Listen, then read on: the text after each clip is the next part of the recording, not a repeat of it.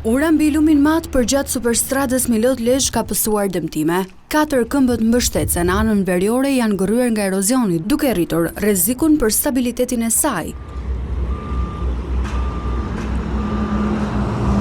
Kjo është ura e tretë në këtë zonë që përballet me probleme të tilla, pas asaj të zogut dhe urës në aksin e vjetër Lezhë-Milot, e cila vazhdon të jetë e bllokuar që prej korrikut të vitit të kaluar. Eksperti mjedisit Jak Gjini thotë se ndërhyrjet pa kriter në shtratin e lumit kanë prishur balancat natyrore.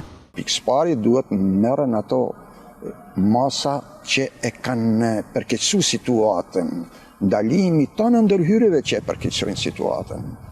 Pastaj në fatmesëm gjithmonë duhet që me shiku, që me bëhet mbrojtjen lumore, duke respektuar gjithmonë me natyrën, ose të bazuar në natyrën, që të funksionojë, që të rivitalizohet lumi, që t'i kthehen treguesit sa më natyror që ai ka.